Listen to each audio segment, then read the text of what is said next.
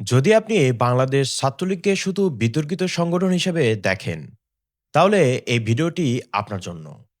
গত কয়েক বছরের ছাত্র রাজনীতি নিয়ে আপনার মনে প্রচণ্ড ঘৃণা জমে আছে। হয়তো আপনি ভাবছেন, একটি ছাত্র সংগঠন দেশ গঠনের চেয়ে বিশৃঙ্খলাই বেশি করে। আপনার অপছন্দের শত যুক্তি থাকতে পারে, কিন্তু আপনি কি জানেন, আপনি যে ভাষায় কথা বলছেন, যে স্বাধীন দেশের নাগরিক হিসেবে পরিচয় দিচ্ছেন, সেই ভাষা আর সেই স্বাধীনতা অর্জনের পেছনের কারিগর ছিল এই সংগঠনটি। সমালোচনাকে দূরে রেখে শুনুন কিভাবে একটি ছাত্র সংগঠন আস্ত একটি রাষ্ট্র তৈরি করেছিল, আর কেন এই সংগঠন এতটা বিতর্কিত। ঘৃণা করা আপনার অধিকার, কিন্তু নিজের অস্তিত্বের ইতিহাস জানা আপনার দায়িত্ব। আজকের ভিডিওটি আমরা ৬ ভাগে ভাগ করেছি। ভিডিওটি শেষ পর্যন্ত দেখার অনুরোধ রইল। প্রথমে আমরা জেনে নিই যে এই সংগঠনকে কেন সৃষ্টি করা হয়েছিল, কারা সৃষ্টি করেছিল, কোথায় সৃষ্টি হয়েছিল। অনেকেই মনে করেন ছাত্রলীগ হয়তো স্বাধীনতার সময় হুট করে তৈরি হওয়া কোনো দল। কিন্তু সত্য হলো এই সংগঠনের জন্ম হয়েছে পাকিস্তান সৃষ্টির মাত্র ৪ মাস ২০ দিনের মাথায়। ছাত্রলীগ প্রতিষ্ঠিত হয় ১৯৪৮ সালের ৪ঠা জানুয়ারি ঢাকা বিশ্ববিদ্যালয়ের ঐতিহাসিক ফজলুল হক মুসলিম হলে। শুরুতে এর নাম ছিল পূর্ব পাকিস্তান মুসলিম ছাত্রলীগ। পরবর্তীতে প্রগতিশীল ও অসাম্প্রদায়িক রাজনৈতিক ধারার সাথে তাল মিলিয়ে ১৯৫৩ সালে ২১-২২ অক্টোবর ঢাকা বিশ্ববিদ্যালয়ের কার্জন হলে ছাত্রলীগের বিশেষ কাউন্সিল অনুষ্ঠিত হয়।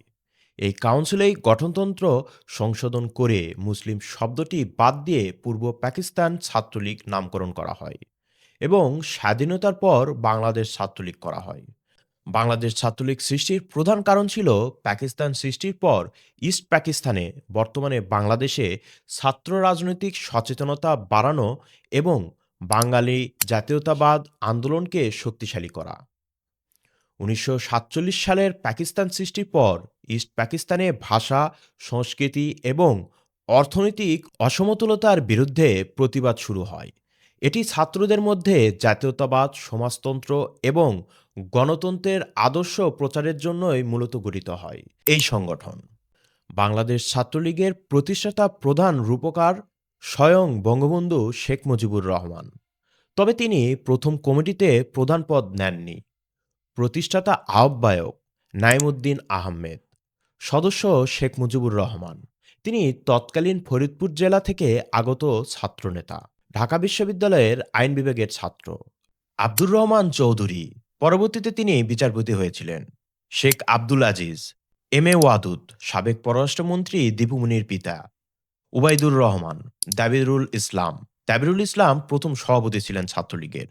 সৈয়দ নজরুল ইসলাম, পরবর্তীতে উনি জাতীয় চার নেতার অন্যতম একজন। মোহাম্মদ তোহা, অলি আহাদ, কাজী গোলাম মাহবুব, মোল্লা জালাল উদ্দিন, নাইমুদ্দিন আহমেদ, আজিজ আহমেদ সহ মোট ১৪ জন প্রতিষ্ঠাতা সদস্য। বাংলাদেশের স্বনামধন্য ইতিহাসবিদ মুনতাসির মামুন এবং বদরুদ্দিন উমরের লেখায় এই প্রথম কমিটির পূর্ণাঙ্গ তালিকা পাওয়া যায়। এছাড়াও বঙ্গবন্ধুর অসমাপ্ত আত্মজীবনী বইয়ের ৮৮, ৮৯, ৯০ পৃষ্ঠায় তিনি কিভাবে ছাত্রদের সংগঠন করেছিলেন তার পুঙ্খানুপুঙ্খ বিবরণ রয়েছে। যারা এই সংগঠনকে পছন্দ করেন না, তারা মূলত ১৯৪৮ থেকে ১৯৭১-এর এই ত্যাগী চেহারাটি জানেন না। আপনি যখন তথ্যের প্রমাণ দিয়ে দেখবেন যে আমি আজ যে বাংলা ভাষায় কথা বলছি, সেই ভাষাটা বাঁচিয়েছিল এই ৪ঠা জানুয়ারির সংগঠনের কর্মীরাই। এবার আসি দ্বিতীয় ভাগে, প্রতিষ্ঠার পর থেকে স্বাধীনতার আগ মুহূর্তের ছাত্রলীগ কেমন ছিল। ১৯৪৮ থেকে ১৯৭১ ছাত্রলীগ প্রতিষ্ঠার পরপরই পাকিস্তানের উর্দু ভাষা নীতির বিরুদ্ধে সক্রিয় হয়, যা ভাষা আন্দোলনের ভিত্তি তৈরি করে। মাত্র ২ মাস পর ১৯৪৮ সালের ১১ মার্চ রাষ্ট্রভাষা বাংলার দাবিতে ঢাকা বিশ্ববিদ্যালয়ের প্রতিবাদ সভা, ধর্মঘট এবং মিছিল হয়, যা প্রধানমন্ত্রী খাজা নঈমুদ্দিনের বিরুদ্ধে। এটাই ছিল ছাত্রলীগের প্রথম বড় আন্দোলন। সেদিন সচিবালয়ের সামনে শেখ মুজিব গ্রেপ্তার হন। ১৯৫২ এর মহান ২১শে ফেব্রুয়ারি ১৪৪ ধারা ভাঙার এবং চূড়ান্ত আন্দোলনে সর্বদলীয় রাষ্ট্রভাষা সংগ্রাম পরিষদ গঠনে ছাত্রলীগের ভূমিকা ছিল প্রধান। প্রথম শহীদের রক্ত যখন রাজপথে পড়ে, তখন রাজপথের অগ্রভাগে ছিল ছাত্রলীগ। ভাষা আন্দোলনে কারাবরণকারী অর্ধেকের বেশি ছাত্র ছিল ছাত্রলীগের সদস্য। ১৯৫৪ যুক্তফ্রন্ট নির্বাচনে তৎকালীন মুসলিম দুঃশাসনের বিরুদ্ধে ছাত্র সমাজ ও সাধারণ মানুষকে ঐক্যবদ্ধ করতে ছাত্রলীগ গ্রামগঞ্জে প্রচারণা চালায়।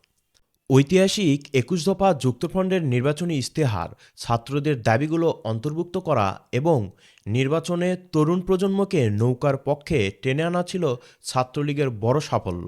এই নির্বাচনের মাধ্যমে তরুণ প্রজন্ম প্রথমবার নৌকা প্রতীকের সাথে একাত্ম হয়ে উঠেছিল।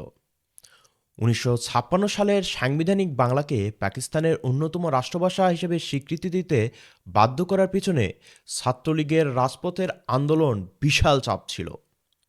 ১৯৫৬ সালের ছাত্রলীগের রাজপথে না থাকলে হয়তো বাংলা ভাষা কাগজে কলমে রাষ্ট্রভাষার মর্যাদা পেতে আরও অনেক দেরি হতো। ১৯৫৮ সালের আইয়ুব খানের সামরিক শাসন জারির পর রাজনৈতিক কর্মকাণ্ড সম্পূর্ণ নিষিদ্ধ হলে ছাত্রলীগ এক কঠিন চ্যালেঞ্জের মুখে পড়ে। আইয়ুব খান যখন সাধারণ মানুষের ভোটের অধিকার কেড়ে নিয়ে বুনিয়াদি গণতন্ত্র চালু করেন, তখন ছাত্রলীগ গোপনে সাধারণ ছাত্রদের সংগঠিত করতে শুরু করে। তারা বোঝাতে সক্ষম হয় যে এটি আসলে গণতন্ত্র নয়, বরং একনায়কতন্ত্র। সামরিক শাসনের কঠিন সেন্সরশিপে কারণে ছাত্রলীগের শীর্ষ নেতারা যখন আন্ডারগ্রাউন্ড বা গোপন রাজনীতিতে সক্রিয় হন, পরবর্তীতে যে নিউক্লিয়াস স্বাধীনতার স্বপ্ন দেখেছিল তার বীজ এই সময়কাল থেকেই বপন করা শুরু হয়।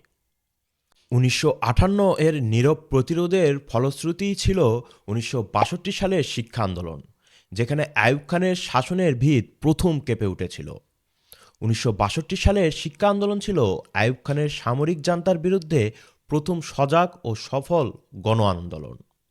শরীফ কমিশনের বৈষম্যমূলক শিক্ষানীতির বিরুদ্ধে ছাত্রলীগ যেভাবে সাধারণ ছাত্রদের রাজপথে নামিয়ে এনেছিল, তা ছিল আধুনিক বাংলাদেশের ইতিহাসের অন্যতম টার্নিং পয়েন্ট। আইয়ুব খান সরকার ১৯৫৯ সালে এস.এম. শরীফের নেতৃত্বে একটি শিক্ষা কমিশন গঠন করে, যার রিপোর্ট ১৯ আগস্ট ১৯৬২ সালে প্রকাশ করা হয়। এই রিপোর্টে উচ্চশিক্ষা কেবল ধনীদের জন্যই সীমাবদ্ধ করার এবং বাংলাকে গুরুত্বহীন করার চেষ্টা করা হয়। ছাত্রলীগ প্রথমে এর বিরুদ্ধে তীব্র প্রতিবাদ শুরু করে। ছাত্রলীগের নেতৃত্বে ১৭ সেপ্টেম্বর সারা দেশে হরতাল ডাকা হয়। ঢাকার হাইকোর্টের মোড়ে পুলিশের গুলিতে বাবুল, গোলাম মোস্তফা এবং ওয়াজিউল্লাহ শহীদ হন। এই রক্তক্ষয়ী সংগ্রামের মুখে আইয়ুব খান পিছু হটতে বাধ্য হয় এবং শিক্ষানীতি স্থগিত করা হয়। এই দিনটি আজও শিক্ষা দিবস হিসেবে পালিত হয়। এরপরেই আসে ইতিহাসের সবচাইতে গুরুত্বপূর্ণ অধ্যায়, ১৯৬৬ সালের ৬ দফা। ১৯৬৬ সালের ৬ দফা আন্দোলন ছিল বাঙালির মুক্তির সনদ। বঙ্গবন্ধু যখন ঐতিহাসিক দাবি পেশ করেন, তখন সেটিকে সাধারণ মানুষের হৃদয়ে পৌঁছে দেওয়ার মূল দায়িত্ব পালন করেছিল এই ছাত্রলীগ। ছাত্রলীগে প্রথম ৬ দফাকে বাঙালির বাঁচার দাবি হিসেবে প্রচার করে, সাধারণ মানুষকে ঐক্যবদ্ধ করে। ৬ দফার সমর্থনে ১৯৬৬ সালে ৭ই জুন সারা দেশে যে সর্বাত্মক হরতাল পালিত হয়, তার অগ্রভাগে ছিল ছাত্রলীগ। এই আন্দোলনে পুলিশের গুলিতে মনু মিয়া সহ অনেকে শহীদ হন। ৬ দফা আন্দোলনের পথ ধরেই ছাত্রলীগ পরবর্তীতে ছাত্রদের নিজস্ব দাবি সংবলিত ১১ দফা কর্মসূচি প্রণয়ন করে। এই ৬ দফা ও ১১ দফার সমন্বয়ে ১৯৬৯-এর গণ অভ্যুত্থানের প্রেক্ষাপট তৈরি করেছিল। বঙ্গবন্ধুর কারাগারের রোজনামচা এই বইয়ের একটি বড় অংশ জুড়ে আছে ১৯৬৬ সালের ঘটনা প্রবাহ। জেলখানায় বসে বঙ্গবন্ধু কিভাবে ছাত্রলীগের কর্মতৎপরতার খবর পেতেন এবং আনন্দিত হতেন, তার বর্ণনা এখানে আছে। ডক্টর মোহাম্মদ হান্নানের বাংলাদেশ ছাত্র আন্দোলনের ইতিহাস বইতে উল্লেখ আছে যে ৬ দফা প্রচারের জন্য ছাত্রলীগ কিভাবে পকেটের টাকা বাঁচিয়ে লিফলেট ছাপিয়েছিল। ১৯৬৬ এর আন্দোলনের সফলতায় আইয়ুব খানকে বাধ্য করেছিল বঙ্গবন্ধুকে ১ নম্বর আসামি করে আগরতলা ষড়যন্ত্র মামলা দিতে। এই মিথ্যে মামলার প্রতিবাদেই শুরু হয় ১৯৬৯-এর গণ অভ্যুত্থান। ১৯৬৯-এর গণ অভ্যুত্থান ছিল ছাত্রলীগের ইতিহাসের অন্যতম শ্রেষ্ঠ সময়। এই আন্দোলনে ছাত্রলীগ যে সাহসিকতা দেখিয়েছে তা ইতিহাসের পাতায় স্বর্ণাক্ষরে লেখা আছে। ১৯৬৯ সালের আইয়ুব বিরোধী আন্দোলনকে চূড়ান্ত রূপ দিতে ছাত্রলীগ ও অন্যান্য ছাত্র সংগঠন মিলে কেন্দ্রীয় ছাত্র সংগ্রাম পরিষদ গঠন করে। তারা বঙ্গবন্ধুর ৬ দফাকে ভিত্তি করে ১১ দফা কর্মসূচি ঘোষণা করে। এই ১১ দফা ছিল তখনকার সময়ের সারা বাংলার আপামর জনতার প্রাণের দাবি। বঙ্গবন্ধুকে যখন ফাঁসি দেওয়ার ষড়যন্ত্র করে আগরতলা ষড়যন্ত্র মামলার ১ নম্বর আসামি করা হলো, তখন ছাত্রলীগ রাজপথে বজ্রকণ্ঠে স্লোগান দিয়েছিল, জেলের তালা ভাঙব, শেখ মুজিবকে আনব। ২০ জানুয়ারি ছাত্রনেতা আসাদ, ১৫ ফেব্রুয়ারি সার্জেন্ট জহুরুল হক এবং ১৮ ফেব্রুয়ারি শামসুজ্জোয়ার শাহাদাত বরণ এই আন্দোলনকে দাবানলের মতো ছড়িয়ে দেয়। শেষ পর্যন্ত আইয়ুব খান বঙ্গবন্ধুকে নিঃশর্ত মুক্তি দিতে বাধ্য হন। কারামুক্তির পরের দিন অর্থাৎ ২৩ ফেব্রুয়ারি রেসকোর্স ময়দানে, বর্তমানে সোহরাওয়ার্দী উদ্যান, ছাত্র সংগ্রাম পরিষদের উদ্যোগে এক বিশাল সংবর্ধনা সভার আয়োজন করা হয়। সেখানে তৎকালীন ঢাকসু ভিপি ও ছাত্রলীগ নেতা তোফায়েল আহমেদ ১০ লক্ষ মানুষের উপস্থিতিতে শেখ মুজিবুর রহমানকে কৃতজ্ঞচিত্তে বঙ্গবন্ধু উপাধিতে ভূষিত করেন। ছাত্রলীগ শুধু নেতা তৈরি করেনি, তারা জাতির পিতাকে বঙ্গবন্ধু উপাধি দিয়ে বাঙালির আবেগের জায়গায় স্থান করে দিয়েছিল। ১৯৭০-এর নির্বাচন এবং ১৯৭১-এর মহান মুক্তিযুদ্ধ, এই দুই অধ্যায় ছাত্রলীগের সবচাইতে গৌরবোজ্জ্বল সময়। এই সময়ে ছাত্রলীগ কেবল একটি ছাত্র সংগঠন ছিল না, বরং এটি স্বাধীনতার মূল চালিকা শক্তি। জয় বাংলা স্লোগানটি এই সময়েই ছাত্রলীগের মাধ্যমে দেশব্যাপী তুমুল জনপ্রিয় হয়, যা নির্বাচনের মাঠে জনতাকে ঐক্যবদ্ধ করেছিল। ১৯৭০-এর নির্বাচনে আওয়ামী লীগের নিরঙ্কুশ বিজয়ের পেছনে ছাত্রলীগের ভূমিকা ছিল অপরিসীম। এর প্রেক্ষাপটে ১৯৭১ সালের ২ মার্চ ঢাকা বিশ্ববিদ্যালয়ের কলাভবনের সামনে বটতলায় আয়োজিত এক বিশাল ছাত্র সমাবেশে তৎকালীন ছাত্রনেতারা নূরে আলম সিদ্দিকী, তিনি ছিলেন তৎকালীন ছাত্রলীগের সভাপতি, আব্দুল কুদ্দুস মাখন, তিনি তৎকালীন ঢাকসুর সাধারণ সম্পাদক ছিলেন, আসম আব্দুর রব ছাত্রলীগের অন্যতম শীর্ষ নেতা ও ঢাকসুর ভিপি প্রথমবারের মতন বাংলাদেশের মানচিত্র খচিত জাতীয় পতাকা উত্তোলন করেন। এটি ছিল স্বাধীনতার এক স্পষ্ট ঘোষণা। তৎকালীন ছাত্রলীগ নেতা শিবনারায়ণ দাস সবুজ জমিনের লাল বৃত্তের মাঝে সোনালী মানচিত্র সম্বলিত পতাকাটির প্রথম নকশা করেছিলেন। ৩ মার্চ পল্টন ময়দানে ছাত্রলীগের উদ্যোগে আয়োজিত জনসভায় বঙ্গবন্ধুর উপস্থিতিতে সংগঠনের তৎকালীন সাধারণ সম্পাদক শাহজাহান সিরাজ স্বাধীনতার ইশতেহার পাঠ করেন। সেখানে বঙ্গবন্ধুকে স্বাধীনতা ও সার্বভৌমের বাংলাদেশের সর্বাধিনায়ক ঘোষণা করা হয় এবং জাতীয় সঙ্গীত হিসেবে আমার সোনার বাংলা নির্বাচন করা হয়। ছাত্রলীগ শুধু রাজপথ কাঁপানো সংগঠন নয়, এটি স্বাধীনতার যুদ্ধে সম্মুখ সমরের এক অপরাজয় শক্তি। ধাপে ধাপে ছাত্রলীগ বঙ্গবন্ধুকে সেই ঐতিহাসিক ৭ই মার্চের ভাষণের পথ তৈরি করে দেয়। ৭ই মার্চ ১৯৭১ বাঙালির ইতিহাসের এক মহাকাব্যিক দিন। রেসকোর্স ময়দানে বঙ্গবন্ধু সেই ঐতিহাসিক ভাষণের নেপথ্যে এবং ওই দিনের শৃঙ্খলা রক্ষায় ছাত্রলীগের ভূমিকা ছিল অনন্য। বঙ্গবন্ধু ৭ই মার্চের ভাষণে কি বলবেন তা নিয়ে ছাত্রনেতাদের মধ্যে ব্যাপক উত্তেজনা ছিল। ছাত্রলীগের তৎকালীন শীর্ষ নেতারা সিরাজুল আলম খান, আব্দুর রাজ্জাক প্রমুখ নিউক্লিয়াস চেয়েছিলেন এই দিনেই স্বাধীনতার ঘোষণা আসুক। বঙ্গবন্ধু অত্যন্ত বিচক্ষণতার সাথে ছাত্রনেতাদের আবেগ এবং আন্তর্জাতিক রাজনীতির বাস্তবতা দুটোই সমন্বয় করেছিলেন। সেদিন পুরো রেসকোর্স ময়দানকে প্রকম্পিত করে তুলেছিলেন জয় বাংলা স্লোগানে। ছাত্রলীগের মাধ্যমে এই স্লোগানটি সাধারণ মানুষের মুখে মুখে যুদ্ধের রণধ্বনিতে পরিণত হয়েছিল। বঙ্গবন্ধুর ভাষণের শেষে যখন তিনি বললেন, এবারের সংগ্রাম আমাদের মুক্তির সংগ্রাম, এবারের সংগ্রাম স্বাধীনতার সংগ্রাম, তখন ছাত্রলীগের কর্মীরাই প্রথম সেই ঘোষণাকে ঘরে ঘরে পৌঁছে দেওয়ার শপথ নিয়েছিল। ৭ই মার্চের ভাষণের পর বঙ্গবন্ধু যে অসহযোগ আন্দোলনের ডাক দিয়েছিলেন তা বাস্তবায়নে ছাত্রলীগ মাঠ পর্যায়ে অতন্ত্র প্রহরীর মতো কাজ করেছে। প্রতিটি পাড়া মহল্লায় সংগ্রাম পরিষদ গঠনে ছাত্রলীগ অগ্রণী ভূমিকা পালন করে।